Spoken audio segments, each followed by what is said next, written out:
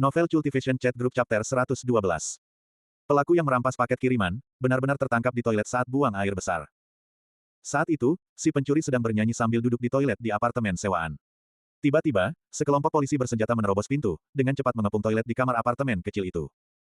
Dengan barisan dan peralatan seperti ini, mereka yang tidak tahu mungkin mengira polisi sedang menangkap buronan kelas internasional. Tidak ada yang akan menyangka, semua ini hanya untuk menangkap pencuri paket pengiriman. Di luar jendela kecil toilet, bahkan ada sekelompok pria berotot berbaju jas dan kacamata hitam. Mereka tanpa ekspresi, dan tampak sangat keren. Ketika pintu toilet dibuka, pencuri itu masih berusaha giat mengelap bokongnya. Polisi, apa yang sedang kalian coba mainkan? Pencuri itu tampak tenang, mengeluarkan bau Yutiao tua yang menyengat. Catatan. Yutiao, gorengan berbentuk batang panjang dari adonan tepung terigu yang digoreng hingga kuning kemasan, sering dimakan sebagai sarapan di Tiongkok. Yutiao yang terlalu lama digoreng berbau tengik. Kamu ditangkap, ikut kami untuk diperiksa. Ini surat perintah penangkapan. Salah satu polisi berkata dingin, sambil mengeluarkan borgol, dan kemudian memandang dengan agak jijik pada tangan pencuri yang baru saja membersihkan bokongnya. Ditangkap. Kenapa? Aku tidak melakukan kejahatan apapun, kan? Kata pencuri itu dengan keras kepala.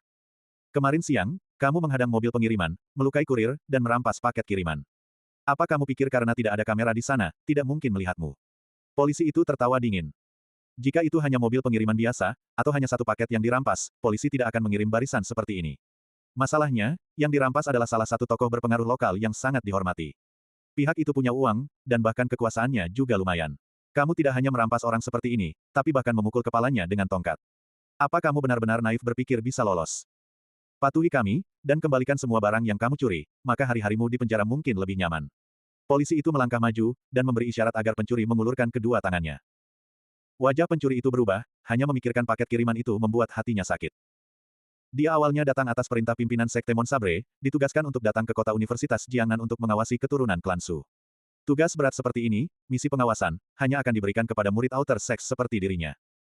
Sebagai murid Outer Sect, kekuatannya tidak besar, dan hanya bisa mencapai rank 1 Second Acu Point. Agar tidak kehilangan jejak keturunan klan Su, Sekte memberinya jimat harta pakai sekali. Itu adalah jimat harta berbentuk kertas merah, dan saat ditempelkan pada tubuh, bisa memungkinkan penginderaan aura harta magis di atas rank 3 dalam radius 800 meter. Waktu penggunaannya adalah 1 minggu. Di area kota Universitas Jiangnan, hanya keturunan klan Su yang akan memiliki harta magis di atas rank 3. Jadi selama dia mengandalkan jimat ini, dia bisa selalu mengunci posisi keturunan klan Su. Tapi kemarin, saat mengawasi keturunan klan Su itu, dia merasakan harta magis di atas rank 3 dari mobil pengiriman. Pikirannya pertama adalah bahwa keturunan klan Su membawa harta magis lain, dan membawanya dengan mobil pengiriman. Jadi dia segera mengejar. Tapi setelah mengikuti beberapa saat, dia menyadari mobil itu hanya berisi kurir, tanpa tanda-tanda keturunan klan Su. Hanya kurir biasa, tapi dia membawa harta magis kelas tinggi. Hatinya mulai tergugah. Jika ini bukan kesempatan yang diutus surga, lalu apa? Segera, pikiran jahat mulai terbentuk dalam hatinya, dan dia menemukan kesempatan untuk menggunakan tongkat untuk memukul kurir, sebelum merampas harta magis dalam paket itu. Ketika akhirnya membuka paket, dia menemukan apa yang ada di dalamnya sebenarnya adalah pedang tak kasat mata yang sakti. Mata telanjang tidak bisa melihatnya, dan bahkan dia yang telah membuka Acu Point tidak bisa melihatnya.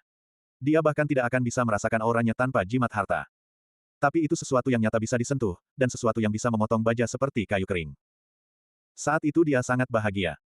Tapi saat ini, kakak senior yang mengambil misi, pengawasan keturunan klan Su, ini datang. Kakak senior ini adalah murid Inner Sect dari Sekte Monsabre, sosok elit. Kehadiran kakak senior kali ini sebenarnya hanya untuk mencuri kredit. Semua hal kotor akan dilakukan oleh dirinya yang malang, sementara kakak senior ini akan mengklaim sebagian besar kredit untuk hasilnya. Kakak senior ini dengan kejam memarahinya karena melalaikan tugasnya, karena tidak melacak keturunan klan Su selama gilirannya. Lalu, selama dimarahi, kakak senior menemukan dia memegang sesuatu di tangannya. Dan kemudian, pedang harta tak kasat mata yang bahkan belum sempat dihangatkan olehnya ini, dirampas oleh kakak senior. Dan dia bahkan mengeluarkan beberapa kalimat tentang menghadiahkannya kepada pemimpin sekte. Kalau bukan karena kakak senior memiliki kekuatan rank 2, dia akan bertarung mati-matian dengannya di sana dan saat itu juga. Dia awalnya berpikir bahwa pedang harta tak kasat mata ini dirampas sudah cukup sial. Tapi masalah belum berakhir. Harta diambil, tapi dia masih yang harus membersihkan kekacauan yang ditinggalkan di akhir. Aku tidak bisa dibawa polisi. Jika aku dikurung tanpa menyelesaikan misi yang ditinggalkan pemimpin sekte, aku mungkin benar-benar harus menjalani hukuman penuh. Dia menggeretakkan gigi. Dan ketika barang curian telah diambil, berapa lama dia yang tidak bisa mengembalikan barang akan dikurung. Memikirkan sampai titik ini, dia menarik celananya, dan berdiri, menendang ke arah polisi. Dia masih punya kesempatan untuk melarikan diri, asalkan bisa menendang polisi ini pergi. Dia bisa menggunakan jendela waktu saat polisi di luar terkejut, dan menyelinap keluar melalui blokade menggunakan kekuatan tubuhnya. Apapun kasusnya dia masih kultivator rank 1, dan dengan satu tendangan, polisi di depan tidak bisa melawan, dan terhempas ke dinding. Menyerang polisi. Sebelum jatuh, polisi itu memegang dadanya, berteriak. Menyerang polisi di Tiongkok bukan masalah main-main, jika situasinya serius polisi bisa membalas dengan senjata mereka. Ketika polisi di depan baru saja jatuh, polisi di belakang sebenarnya semua mengangkat senjata mereka bersama-sama dan mengarahkannya padanya. Jelas mereka sudah lama bersiap. Mereka sama sekali tidak panik, dan bahkan mungkin mereka sebenarnya hanya menunggu pencuri untuk bertindak. Pencuri itu langsung membeku. Dia hanya kultivator yang telah membuka Ice Acu Point, dan hanya sedikit lebih baik dari pemula lengkap Song Suhang. Tapi dia pasti tidak memiliki kemampuan untuk menahan peluru dan pisau dengan tubuhnya. Peluru masih akan membuat lubang di tubuhnya seperti biasa. Dengan begitu banyak peluru, bukankah dia akan menjadi saringan pada akhirnya? Jadi, dia hanya bisa patuh mengangkat tangannya. Lalu, dia diborgol, dan dibawa ke kantor polisi. Dia ditanya tentang namanya, identitas dan alamat. Dia melaporkan semua informasi legalnya dengan jujur. Setelah semuanya selesai, dia anehnya kemudian dimasukkan ke mobil, diangkut ke tempat yang tidak diketahui. Di dalam mobil, dia tidak bisa bergerak seperti biasa. Seluruh tubuhnya diikat. 4 pria berbaju hitam di sekitarnya memiliki jejak ketidakramahan di mata mereka, dan menatapnya langsung. Rumah Sakit Rakyat Nomor 4 Jiangnan, ruang perawatan. Seorang pria berkemeja dan berkacamata hitam menerima telepon, lalu menoleh ke Sima Jiang yang berbaring di tempat tidur. Tuan Sima, pencurinya telah tertangkap, dan prosedur untuk membawanya keluar sudah dilakukan. Dia sedang dalam perjalanan ke sini. Sima Jiang yang sedang pulih membuka matanya, mengangguk. Berhati-hatilah di jalan. Jangan sampai dia lari. Kami sudah diam-diam melakukan beberapa trik pada tubuhnya. Jika dia berani lari, kami akan mematahkan kedua kakinya. Pria berkemeja itu mendorong kacamata hitamnya, berkata datar. Kalau begitu tidak apa, aku akan menelepon dulu. Kalian semua keluar, ketika orang itu datang, baru masuk dan beritahu aku. Sima Jiang berkata dalam-dalam. Ya, orang-orang di ruangan itu merapikan, lalu meninggalkan kamar. Sima Jiang mengeluarkan ponselnya, mengatur apa yang ingin dia katakan, lalu menelepon Song Suhang. Apartemen 5 lantai Medicine Master. Hai, Xiao Jiang. Ada apa? Kata Song Suhang dengan lemah.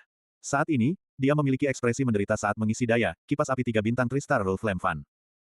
Haha, mahasiswa Song Suhang. Ini masalah yang agak memalukan. Ada sesuatu yang perlu kubicarakan denganmu. Sima Jiang melanjutkan. Kemarin, aku dipukul oleh seseorang, dan dirampas.